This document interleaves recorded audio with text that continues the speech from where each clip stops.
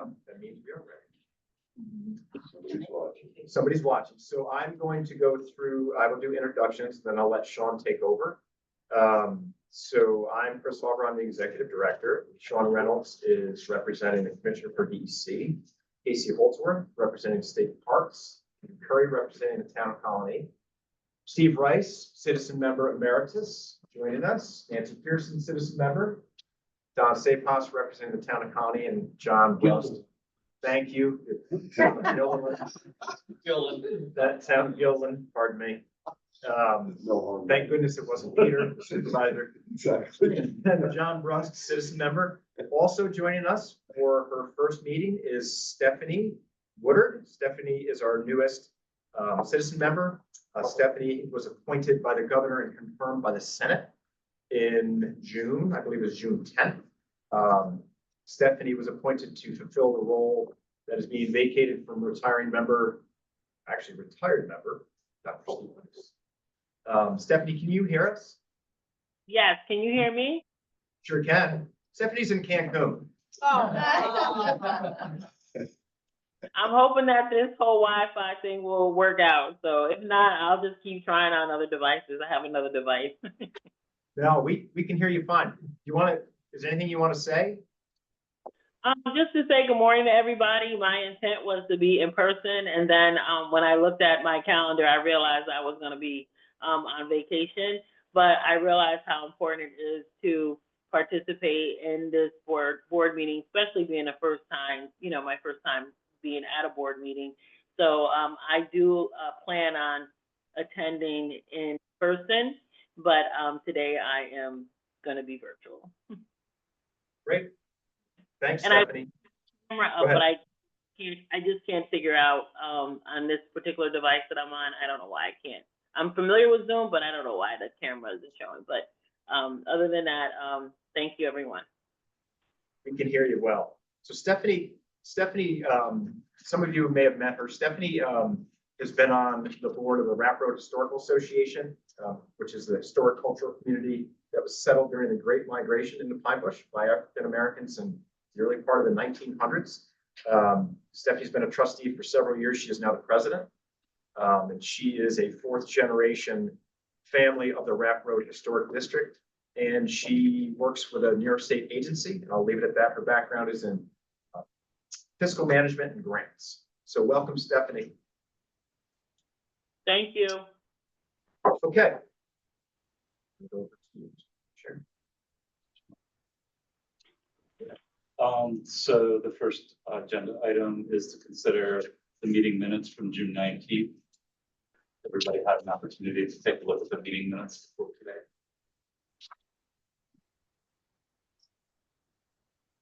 Do you have a motion to accept those?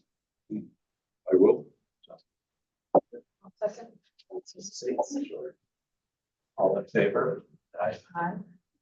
Do we have any people from the public today who would like to comment? Yeah, Buck Z from the Friends. I'd just like to mention that the Friends was pleased to support the summer educational intern, Anna McNulty this year. So just like to mention that. And it's also mentioned, I'm really glad that Washington Ave Extension frontage road got repaved. Made a much nicer ride here than usual. Your bicycle. Yeah. Any other comments? Thank you. Reports, commission chair. All I have to report is starting on this past Monday, Region 4 DEC has a new regional director, Sean Mahar. Some people here may be familiar with him. He's been with the agency for roughly a decade or more. He was with our executive team at central office, and now he's in the region. He's got a lot of really great practical experience that has let him hit the ground running this week. It's been very seamless thus far. And he also has a very thorough understanding of what happens here, how the Pine Bush is managed, and his wife Jess is on our board. So that's my report. He started this week and we're looking forward to serving with him. Board board member reports. I was just hoping to thank the Pine Bush for the support, continued support of Big Bang. Can't remember what you all know from last time, but we have now done 4 burns at Big Bend. One in mid-June, one in mid-July, and actually 2 here in early September. One of which is in the information that was sent around, but the second wasn't because it wasn't quite done yet. So we actually got 2 done, one on Tuesday and one on Wednesday that week. We burned now about 80 acres. We have got a little over 90, so we are ecstatic. We thought maybe we do half that if we were lucky. So maybe 1 or 2 burns. So we've definitely exceeded expectations. So large parts.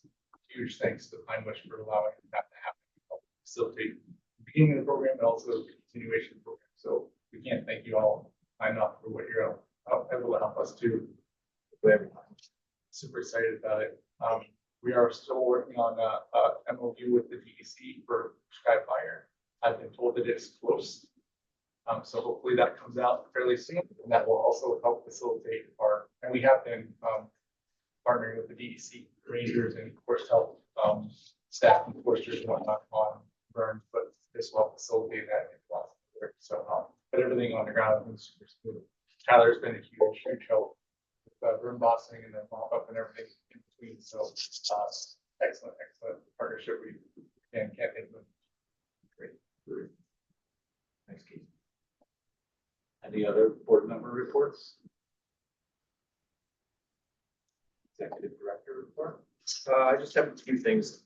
In the past, I've gone through the update, and I realized in looking at this update, which is 13 pages, and I usually pick and choose. And if I were to do that, I think I would leave out far too much information. I think I've done that in the past. The staff worked really hard to put that together, and Patty rolls it up for us, and she makes it look nice.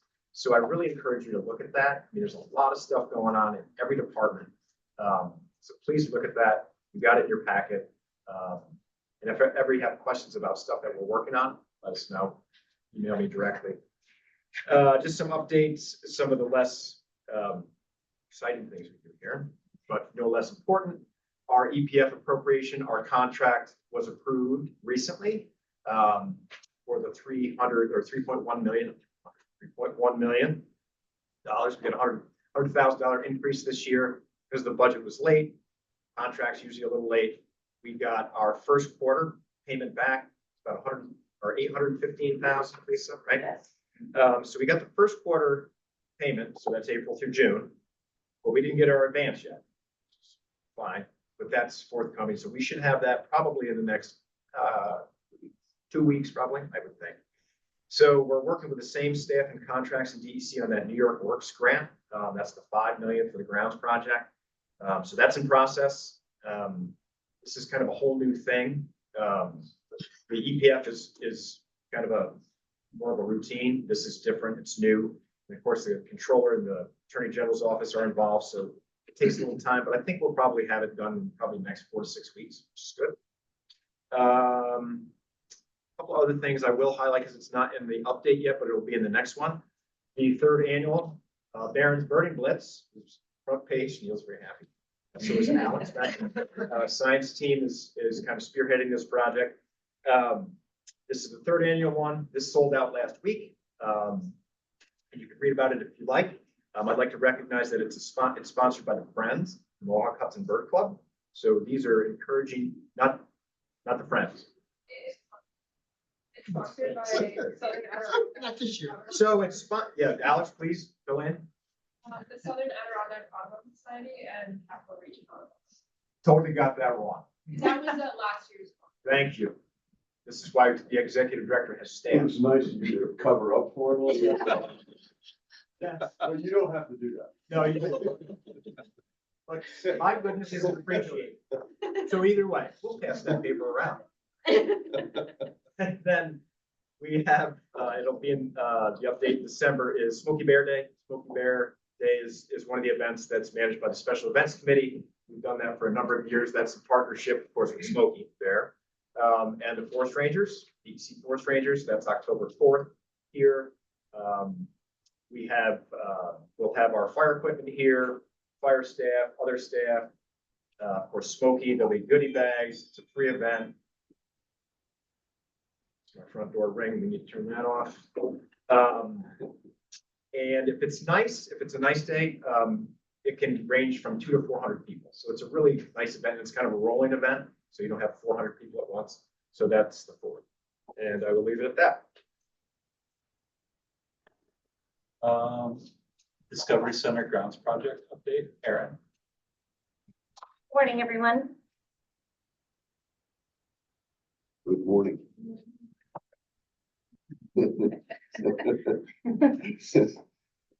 Just a quick update on our grounds project. So we've begun work with New York State Office of General Services, OGS, and Colliers. So Bergman, we worked with Bergman in the past. Now they are part of Colliers.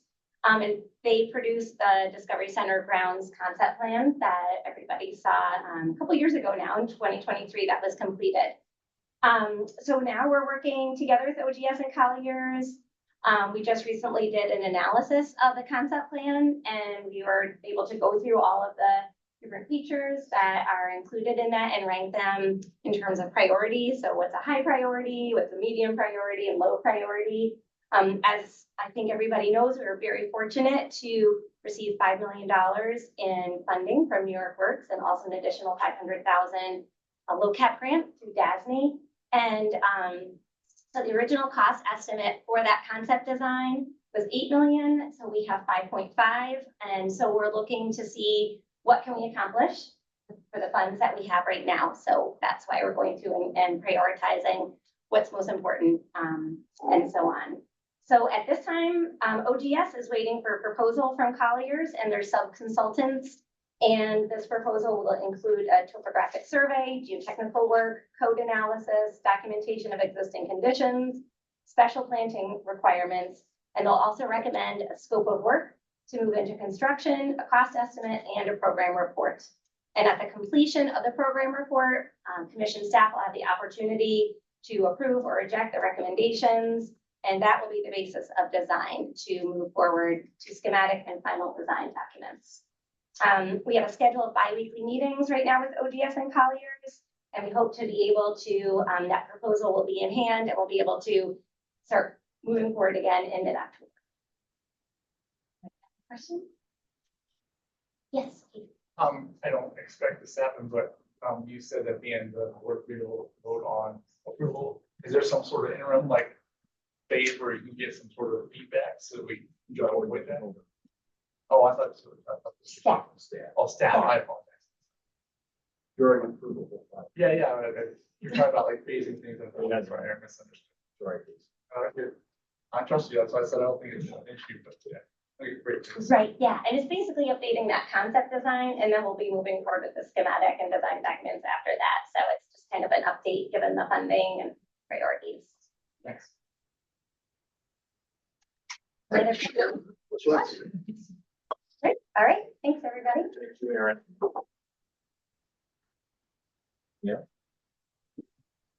Thanks, Sean. I have your quarterly technical committee report. There is a report in your packet. I was going to try and hit on some of the highlights, but there are a couple of important projects. And because this is online, I have a short PowerPoint presentation that highlights the things I wanted to point out from the report. Once I figure out how to share my screen, which I have to do before I open the PowerPoint, apparently. Wendy, where's Wendy? Share screen. Share. There we go. There you go. Beautiful.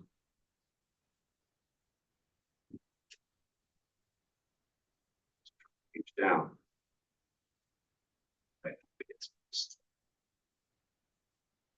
Right. So at the beginning of the quarterly report, there's a chart. So we've met twice this quarter. There are a total of 8 projects, 2 in the city of Albany, 2 in Guilderland, 4 in Colony. In the town of Colony. The first one I wanted to point out though is the proposed, in the city of Albany, the proposed Rapp Road Solid Waste Management Transfer Station, which is, I've got 2 things going on the screen there. On the left, you can see the blow up of the vision map. I'm going to walk up. What you can't see, so that it's the vision, blow up of the vision map. The green is currently protected preserve lands.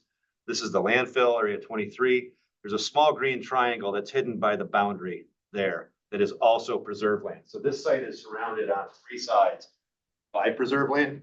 On the right is from the Article 24 solid waste management permit application that the city submitted to DEC. That shows the location of the site with an aerial topo map. So again, it's right at the entrance to the existing landfill. There are 3 small two parcels, three small dwellings on here, but that little triangle that they're illustrating is actually preserve land. And statement. The application they submitted does not yet include their seeker environmental review. That will be a concurrent and parallel process.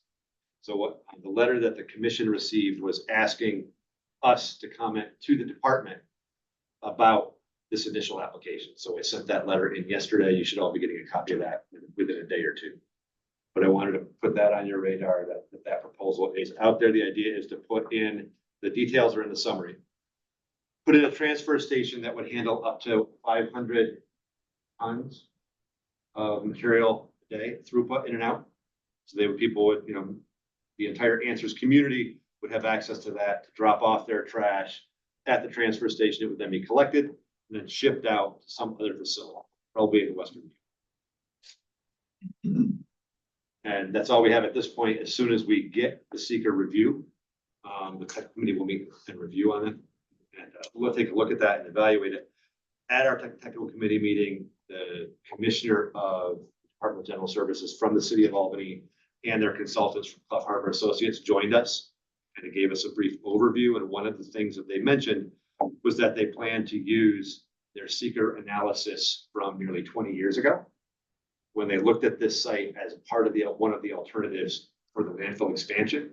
So we pointed out at the technical committee meeting and in writing to the department that the context for that review is now more than 17 years old. In particular, because of restoration work around the transfer station, all of that is, occupied with not only Corner blues and frosted elephants, but a bunch of other rare wildlife species. So that project is ongoing. It's at the beginning, and like I said, as soon as we get their seeker analysis, their seeker review, the committee will be moving forward to review that. Any questions on the transfer station project? Next up is in the town of Colony. There's a summary again in the town of Colony section in your packet regarding Lycia Solar, Eden Renewables Community Solar Project, which is in full protection. It's actually in full protection area 53. And it's these 2 parcels adjacent to preserve land. And I threw this map in because the vision map doesn't have the latest protected lands. So the proposal is for these 2 parcels that are highlighted. The green parcels are existing preserve lands, all of which are dedicated, I believe. Owned by the commission, yeah. Owned, they're all owned by the commission, Except for the real small one. That's TNC. right, and commission, but so you can get the context as far as the preserve goes. And we have rare and endangered species on 2 sides of this project, as well as their analysis showed there is some lupin and carners actually on the site for the solar array itself. So I wanted to give you context first. Long story short, I know too late. One of the changes in their DEIS that we reviewed is their initial proposal included a full build out of the solar array with full ecological restoration within the array and outside the array for the full parcel. One of the changes that they made is reducing the footprint of the project. And our comments, so they're proposing to own, they can produce the same amount of energy, 10 kilowatts basically, or megawatts, on the western end of the parcel. Again, this is preserved land to the west. It's occupied with endangered species. And they're proposing to leave a parcel undeveloped on the west end of the project. Our recommendation was to flip that basically. Was to what? To flip it. So if they're going to develop this as the solar farm, to actually move the solar array west, and leave a larger buffer to preserve lands on the east. In particular, they described, I think it was the town that recommended that they think about a piece of property for protection. Some part of the project get protected. So I think they're thinking of protecting the western end. But if that's protected and added to the preserve, because the solar array is here and we've got neighbors on the other three sides, managing that site, particularly with fire, would be incredibly difficult. But if they flip it, it increases preserve continuity, buffers the preserve lands from the development itself. And I think would be a more compatible mix. And they're proposing a large number of visual mitigation measures to buffer the surrounding neighbors from the solar array itself. So hopefully if they do move it west, it shouldn't have any net impact on neighbors based on their visual analysis. The other recommendation we made, there's currently a hedgerow of trees here. They're looking to turn the entire solar array into carnivore habitat. So reducing that hedgerow, getting rid of that hedgerow down to a few isolated trees to open it up. And again, maintain continuity. Particularly if there's a piece on the east end that is protected that we can manage with fire, having that hedgerow opened up would be beneficial in a number of ways. So I'm currently working on submitting the letter to the town. The public hearing is the 18th, I believe, next week. No, it's tonight. 23rd. Thank you. And the public comment period closes October 7th, I believe, early October. So we have time to put that letter together and you all will get a copy of that, of course. Neil, that land would be, is there a path for that land to be dedicated? Hopefully, yeah. The concept is to donate it to the town, like we've done in Gilbert and in Colony, and then ultimately dedicate it to the preserve. But that's all TBD. John, good question. Any questions on Life Solar? And lastly, I want to point out a project also in the town of Colony whose approvals have expired. And this is a piece of property. This is Precision Engineering. You've probably heard of this site previously. We've referred to it as Valentine. So their approvals have expired, which means that this whole area here recommended for full protection, which is one of our highest priorities for protection, because as you can see, the context of that site to the rest of the preserve is very high, is potentially back in consideration for protection. And we have endangered species habitat west and east. This is the Latham water site that we just recently, Joel and the stewardship team and the contractors have initiated restoration on. I was out there last week with a school group, lots of lupin everywhere. So again, this is a really high priority piece to try and protect and build continuity. And you know, haven't we heard about this for 10 years? This site? Longer, yeah. Okay. Yeah, this has been, Chris can give you the background, but yes, we've given where it is. And it's one of the keystone pieces of property in building a contiguous preserve. So when Precision bought this, just quick, Precision bought this, to move their operations from over by Mohawk Harbor. Yeah. When they were, all that development that's there with the casino and now the hockey rink and all that stuff. So they had to do carnivore surveys, right, Neil? And they did surveys like in October. So I think it was not, right, it was like late fall, there's no lupin, there's no butterflies, there's nothing. So the commission pointed that out and said, you should probably talk to both the department and the Fish and Wildlife Service. And they said, you need to survey the following spring. And I don't believe they ever did. And then it just is sat, right? Right. Yeah, And then neither the town nor us have heard anything Right. about this project since we asked them, DEC asked them to do the endangered species surveys at the appropriate time of year. That is what I wanted to highlight. You have more detail in your quarterly report, and if you have questions for me, you know where to reach. Yep, thank you.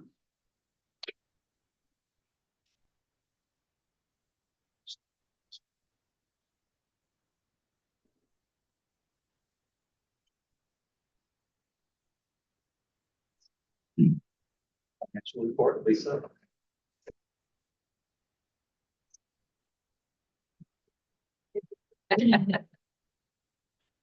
Not quite as exciting yet. Good morning, everybody. Financial report, here we go. 4 months, represents 4 months of this fiscal year, April through July. Statement of financial activities on the revenue side, dues and contributions are $2,000 higher than revenue. This is due to a private donation. Government grants are very close to budget, and this is proportionate to expenses below. Mitigation, $5,000 higher than budget, and this is the landfill mitigation. We just had an increase this year. Lease revenue is on budget through July. Other revenue is $15,000 higher than budget. This is due to interest from Bank of Green County of $6,000, and we sold a track vehicle, which was from 2008, so we have a gain of $8,000 there. Revenue came in very close to budget at 101%. And down to the new line item that I pointed out last quarter, we have a transfer of money from our reserves to our operating, and this is to fund our OGS account. So you'll see the total operating revenue, including this $500,000, is $1.7 million. Onto expenses, personnel is $31,000 lower than budget, and this is due to benefit payments. This will catch up in November. We will record a $119,000 expense in November. Training and travel is very close to budget. Contractual is $4,000 under budget. This is due to stewardship and just timing of reserve work, and this will catch up. Communication is on budget. Occupancy is $2,000 under budget, and this is just due to savings in utilities in the summer months and repairs. This is a catch-up for our repairs for the building. Both supplies and equipment and other expenses are on budget, and expenses came in slightly under budget, just due to future benefit payments. Capital expenditures are slightly over budget. This includes our window replacement design, purchase for a piece for a bobcat attachment and a copier this year. Depreciation expenses on budget, and our net decrease in investments, it's actually a positive thing. We transferred $500,000 to operating, but we gained $352,000 in investments from April to June. So great investment report. Total changes in that position is a gain of $373,000, which includes our $500,000 transfer from reserves, $110,000 in operating gain, a difference, a decrease of $148,000, and our investments in depreciation expense of $88,000. Any questions?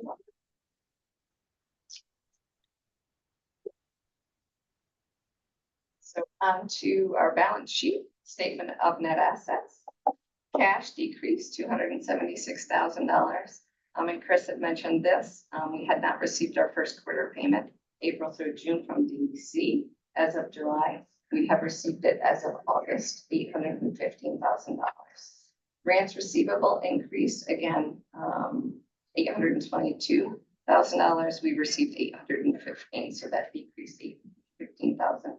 In August, accounts receivable increased $4,000 just due to mitigation funds owed. Lease receivable and inventory remained the same through July. Prepaid expenses decreased $10,000. This is actually zero. This was a payroll expense for August that we had to pay in July.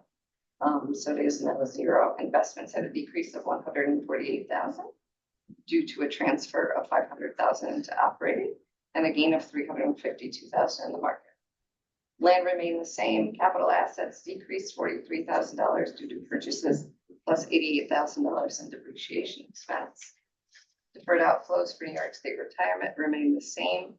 And you will see this change on our November financials, which we will present in January or December for January. This will change due to the GASB 68 and 71 report, which is an actuarial report from the New York State Retirement Fund.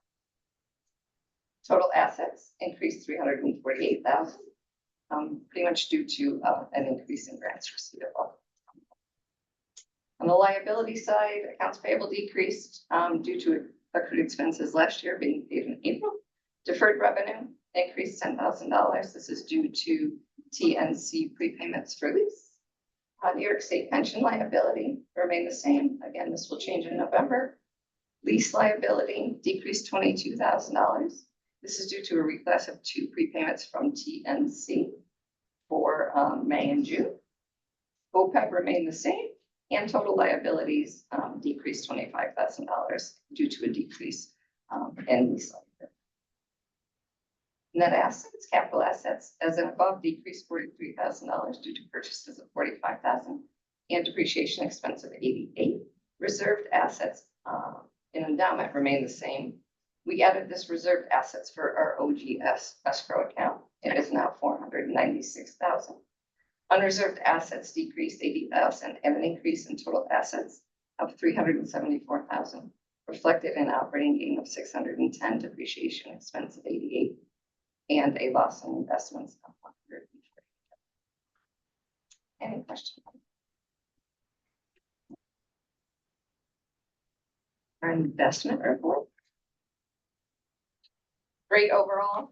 We gained, even though it shows a decrease in $148,000 on our financials, we gained $352,000 from April through July, $34,000 in our reserve fund, Discovery Center $8,000, endowment $254,000, and our OPEB account, we gained $55,000. And we had a better month in August. I just pulled those investment reports, and we've gained $500,000 from April through August. Thank you. Thanks, Lisa. Thank you.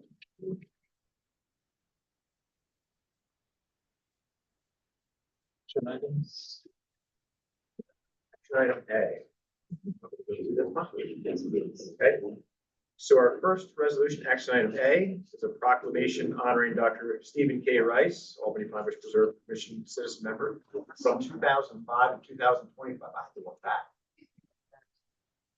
20 years.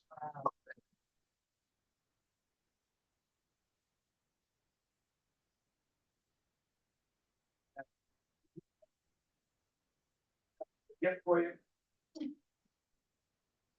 Then the proclamation, thanks to training, suitable for framing without action item A on it. And of course, the date is written as a scientist. Thanks so much. I'm going to do a picture now. All right.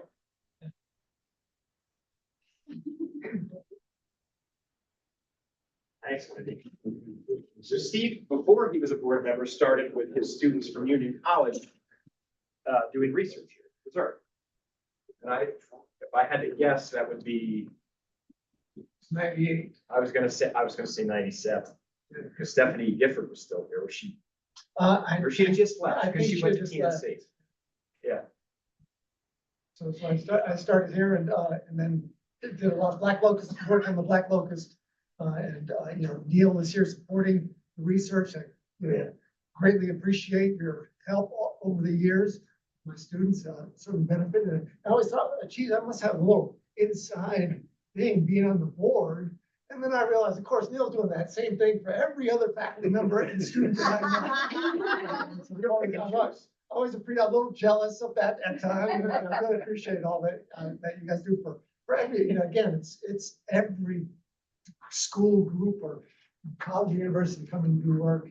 And I've just been so impressed with the organization from top to bottom, leadership, staff, and all the different departments. I mean, every single department is just run so well and have such good people.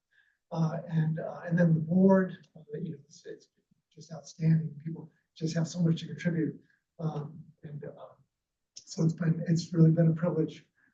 It's been a privilege to work here. And I think one of the testimonies to how good this place is, I've been here 20, I still feel like one of the new people because I look at the board and the leadership and the staff, and there's so many people here that predate me. I mean, even 98. I mean, and I think that's a testament, that's kind of stability is a testament that, it's a good place to work, making progress towards the mission, just, it feels good. And I'm sure that will continue in the future. And it's just, again, been such a blessing. One of the highlights of my life in the Catholic Church, and able to be involved here. So Thanks. appreciate it. Yeah. Thank you.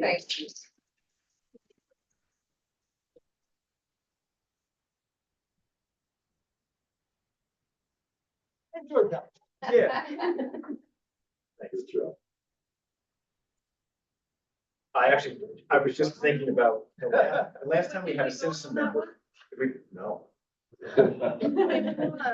Wow. First the bird and the Baron Burning Blitz, now this? Oh, You know, will someone make a motion to? I'll make a motion. Nancy, the second? Second. Don, Thank all you. in favor? Aye. Aye. Thank you. I was just thinking Nancy, Nancy was the last citizen member that was appointed to the board before Stephanie, and that was in 2013. Yeah. Okay, Action item B, I know it doesn't. consider annual review of the investment policy statement. We went over this with Lisa in the audit committee meeting last week. And so this is a resolution that we've conducted our annual review per the New York State Public Authorities Law and approves the Albany Pine Bush Commission investment policy that's attached to the board packet. Are there any questions or do we need to have some discussion? Right, yeah, right. If there's no questions or discussion, do we have a motion to accept? Yes, I will make that. John. Second. Don seconds, all in favor? Aye. thank you.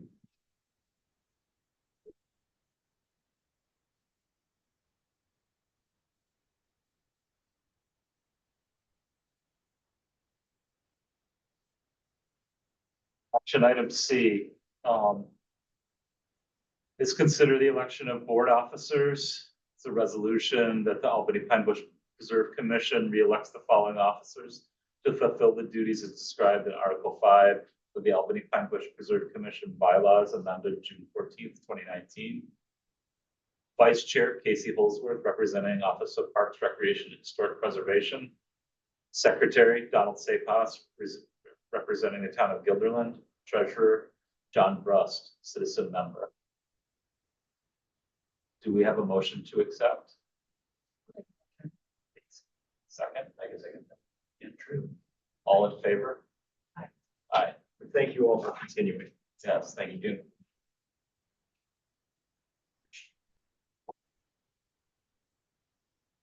The last action item is for a multi-year vendor contract for County Waste and Recycling Service Incorporated for solid waste disposal and single stream recycling services for the Albany Pine Bush Preserve. The contract is attached to the board packet that you received before the meeting. Are there any comments or discussion? I can talk. Sure. So this is what they call a mini bid, and it works through, it says the New York State Master Contract. We only had one bid. It was from County Waste. That's who does it now.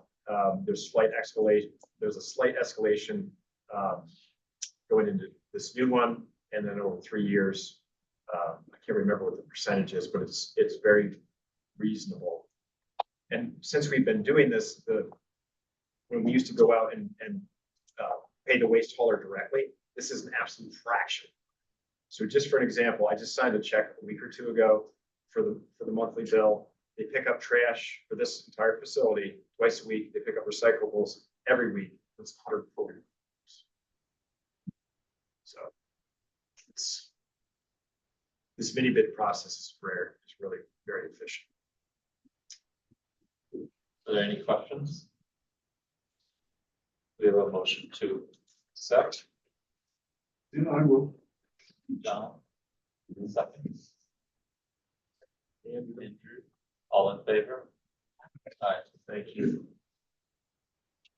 So we have a presentation now from Steve Campbell on Hunter Blue Butterfly Monitor.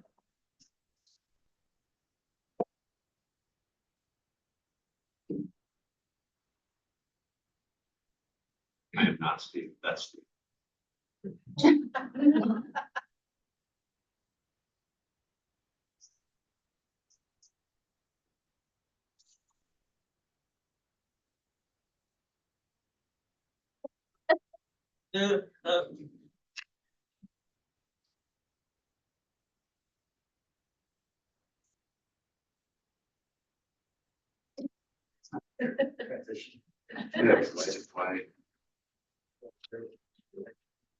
We rehearsed this.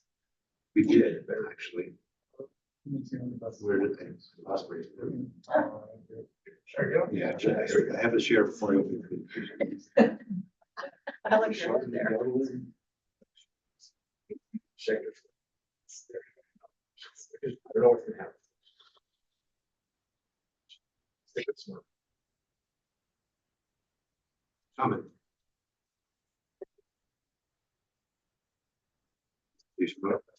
Okay. All right. Well, thanks, Sean. Before I get started, I just want to say much of what I'm presenting is very much a collaborative effort. I especially wanted to thank the contributions of Alex and Neil and our science field technicians who collected the data, as well as our stewardship and fire staff who do all the habitat management. So I'm just going to start with a few quick reminders for you about Karner blue ecology that will be relevant for the rest of the presentation. First is that this is a species that occurs in oak savannas and pine barrens. So it likes open vegetation conditions. So a few scattered trees in the canopy and then a mix of shrubs and herbaceous species in the understory. Second, remember that the larvae of this species only feeds on wild lupin. So lupin is a critical component of the species habitat. Without lupin, you're not going to have Karner blues. Third, Karner blues have 2 generations or broods per year. They overwinter in the egg stage. Those eggs give rise to the first brood of adults, which emerge in late spring, early summer. Those adults then lay eggs, which give rise to the second brood of adults, which then lay eggs that overwinter and give rise to the first brood the following year. The Karner blue is an endangered species at both state and federal levels. The primary threat to the Karner blue is habitat loss. Much of its habitat has been destroyed and replaced with human development. Here are a couple local examples that you probably recognize. Up top is Cross Gates, down below is University of Albany. Habitat fragmentation usually accompanies habitat loss. And habitat fragmentation makes it difficult for individuals to move among habitat patches. So for Karner blues, even things just like roads or forest strips can be fragmenting features in the landscape. Habitat degradation is also a problem. Decades of fire suppression in the pine bush have led to degraded habitat. Without fire to periodically burn these areas have become overrun with shrubs, and the trees have become overgrown and have made these areas unsuitable for Karner blues. Invasive species, especially invasive plants, have also degraded the habitat. They can shade out lupin, they can move in, displace, shade out lupin and other species that the Karners need. So for example, up top is the Asiatic bittersweet that's taken over the understory. Down below is black locust, which once that becomes established, can change vegetation structurally and can change the vegetation structure and composition into a closed canopy forest, which is completely unsuitable for the Karner blue. And then over the long term, we expect climate change to be a threat for this species. The climate envelope for this species is expected to be pushed northward into Canada. So what are we doing to address these threats? Well, we're dealing with the threats due to habitat loss and fragmentation. We're dealing with that by protecting lands. You're all aware of our ongoing efforts to acquire land and add it to the preserve. Adding land increases the size of the preserve, and which can support larger populations of the preserve. Larger populations of Karners are less likely to go extinct. Also importantly, by adding pieces to the preserve, we're increasing continuity and reducing fragmentation. That's going to make it easier for Karners to move among different patches of the preserve. If they can freely move among different parts of the preserve, they're able to recolonize areas where they become extirpated. Individuals can move in and bolster populations where they're low. Both of those types of things can help reduce the chances of extinction in the preserve. We deal with habitat degradation through habitat management. Here's a very sort of simplified recipe for making barrens. We start with, on the left, are areas that have become highly degraded by decades of fire suppression and invasive species. We treat those areas with either mechanical, chemical, or fire management. And then we get communities that will support Karners, such as successional northern sandplain grasslands above and pitch pine scrub oak barrens below. And then we also use those same methods to then maintain those conditions once they're restored. And this is meant to be, this slide is meant to be a summary, like it's a vast oversimplification of the amount involved. It's meant to be it's meant to not make the downplay the amount of work involved. It's just meant to be a summary. There's a whole lot of work that goes that that Joel, Jesse, and Tyler do from getting us from the left over to the right and then keeping us there. So when we restore these areas, we need to make sure that there's lots of lupin in these areas. Remember, lupin is necessary. It's the only food source for the larvae.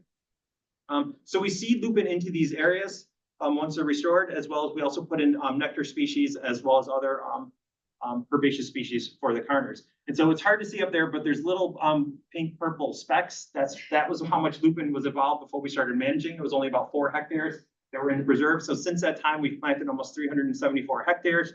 So you can see we vastly increased the amount of area where we have lupin and other species, nectar species, and other plant species for the Carner blues. Now, once we restore patches of habitat, the carners just don't show up to them, or at least not right away. And so we've been helping the populations of the carners along by accelerating colonization of some of these patches. And we do that through captive rearing and release.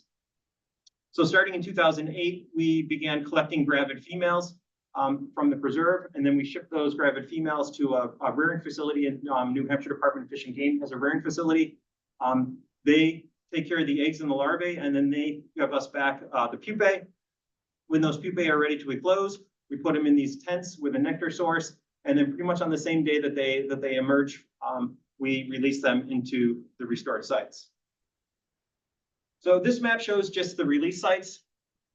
So since we started doing this, we've released about over 8,000 carners in 28 different patches.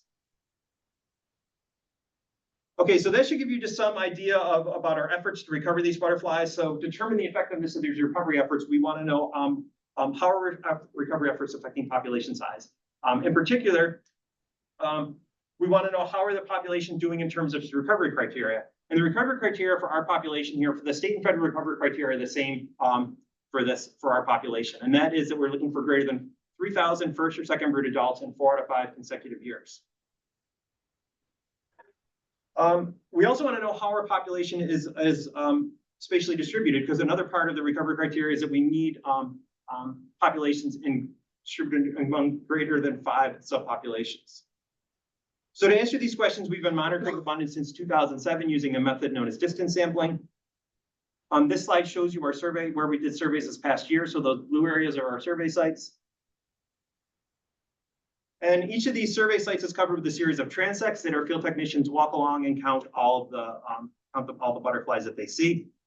And so a single survey, as our field techs walk along all those transects and all those sites on the same day, is considered one survey. And then our field techs do anywhere between 20 and 30 surveys across the spring and summer to make sure that we have surveys that span both the first and the second brood.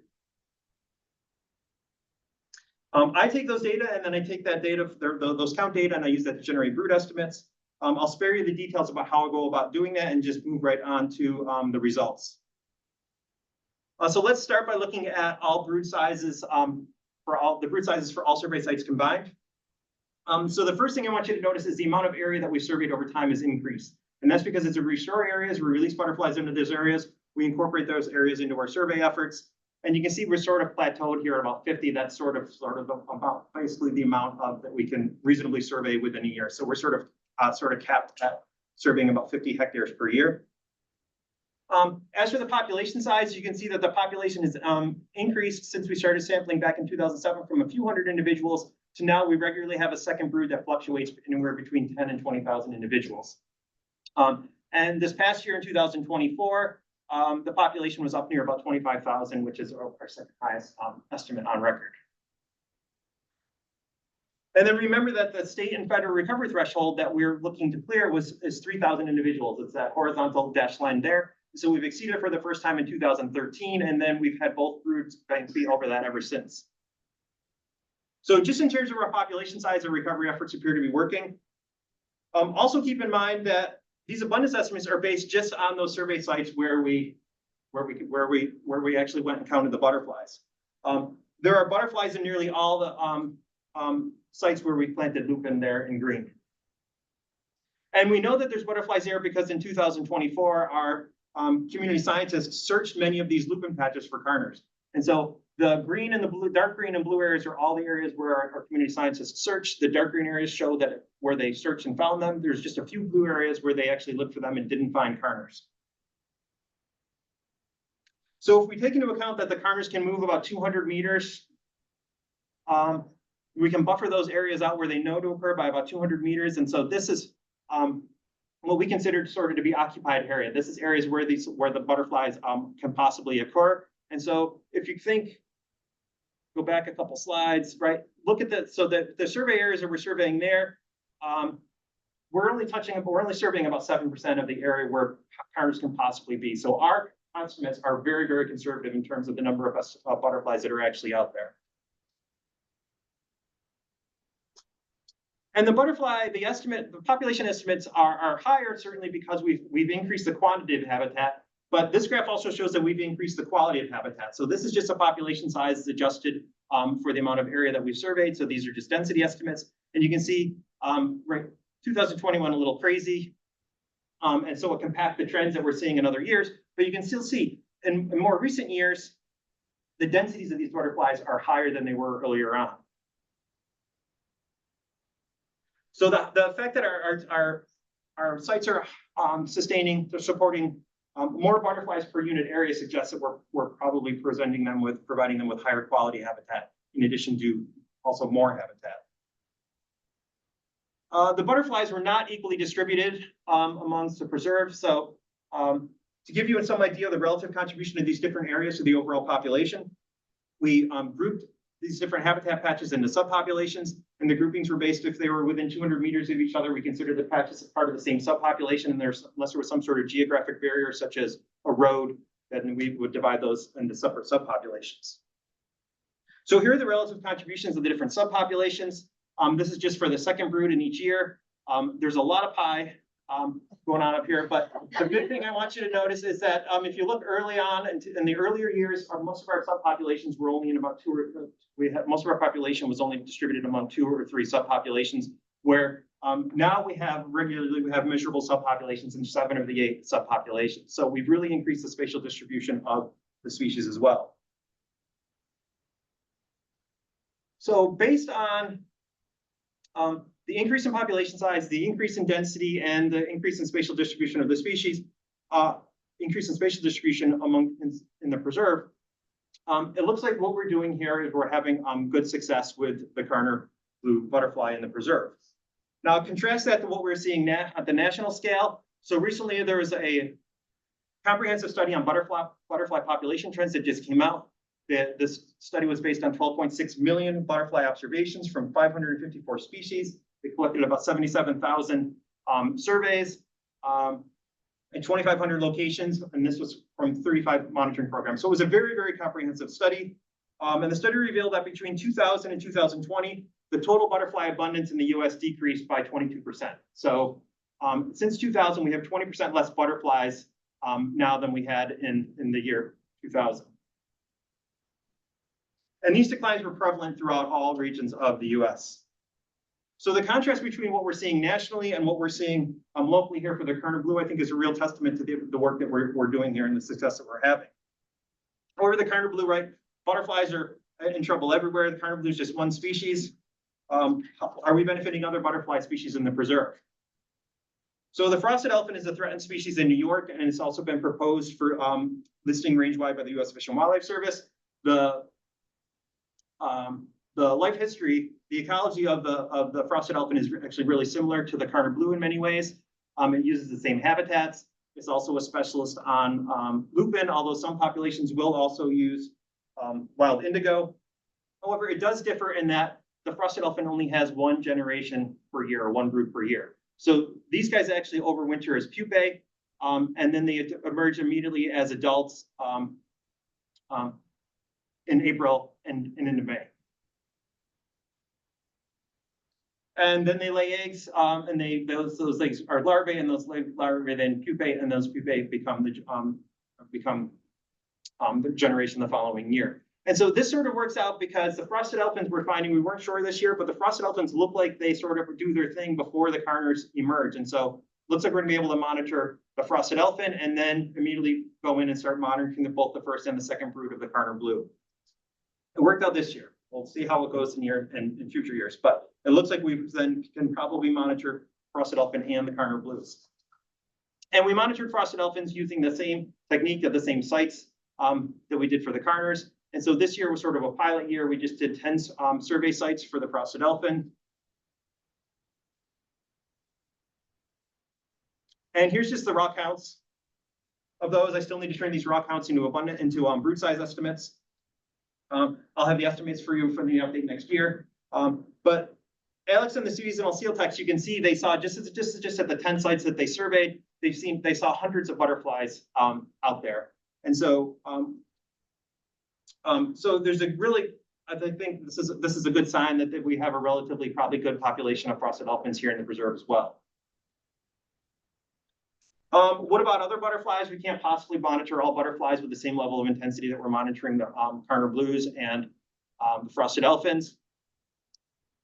So to get some of these other species, Alex is doing general butterfly surveys throughout the preserve. So she'll be walking through the preserve and she's recording all the butterflies and moth species that she sees. I don't want to steal her thunder. This is her thing. She'll likely be hearing from this in the future with what she's doing, but we are trying to look at other butterflies to get an idea of what's going on out there. So all this is to say is that if we can get data on these other species, in addition to Carners, in addition to frosted elfins, we can hopefully find that they are also doing well here. Hopefully, we will see. But if they are, then we'll further emphasize the importance of the work that we're doing here, and that we're serving as a local conservation success story. And hopefully, then we can serve as an example to other regions that are trying to do similar work, both regionally and across the country. And I'll take any questions if you have any. In general, is it rare that a species is so dependent on one food source? That's a better question for Alex, but I know a lot of species are co-evolved to be host specialists. I'm not sure, do you, Alex, know the ratio of how specialist to generalist? You're back here, sorry, with a fence. Could you repeat the question? Yeah, so how many, in terms of butterfly species, do you know roughly what proportion are, say, like specialists that only have one host plant versus generalists? Are there? Numerically, but I would say super specialists are more rare than generalists. Okay. Like most butterflies, I would say have a handful of host plants that they're able to use. Some, like painted ladies, will feed on like so many plants that we don't even know. Like they could be feeding on anything. But like things like the Carner where they're only feeding on lupin, that's pretty rare. I don't know the proportion. Yeah, okay. And then if you were not actively reintroducing Carners, would the population crash? No, so we haven't, the last introduction we did was in 2021. So okay. we would only, and they were only sporadically over those years. And the idea was there when we restored an area, we wanted to jumpstart the populations in those areas. Gotcha. So no, those populations are self-sustaining. We've released them once and then we've walked away and then they've kept going. And so, I mean, a lot of places now, I think we don't even need to reintroduce them because there's so many in the landscape that they are colonizing areas on their own. So it's only really areas that are super isolated from other areas where we're interested in redoing that. Otherwise, they kind of just find their way. They find their way there. Don, we never count butterflies the year we release, so we're never counting the butterflies we actually released. Oh, okay. We're waiting until the following year, see if they took. And then we're counting all those offspring for subsequent years. All right, well, that's good. I was just questioning the whole idea of Yeah, no, that's not sustaining the sustainable. population. That's what New Hampshire's doing. Yeah, okay, thank you.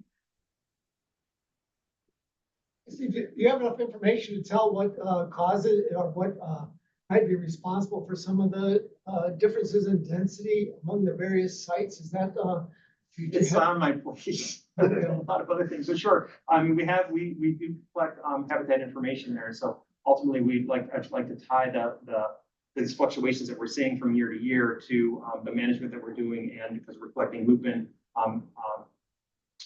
nectar data and structure data at those sites. And we're trying to follow those. At I think a subset of 6 sites we're doing that because it's a lot of energy from our field staff to go and collect all that habitat information. So we have some of that information there. So these are just the numbers. So yeah, I have a backlog of questions, and that's one of them is can we see how what's affecting these densities, and how is it tied to our management?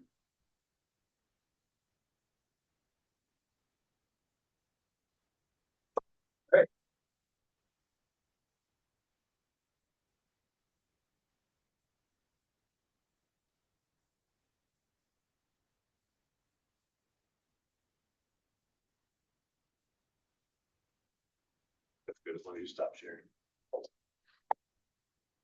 Okay.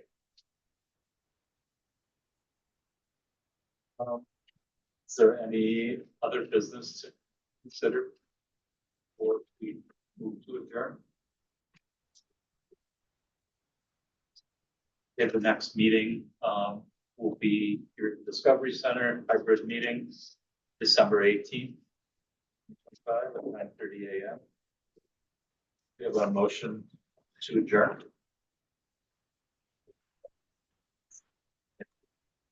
Is there a second? I'll second. Casey? All in favor? Aye. Thank you. Thank you, everybody. 10:36.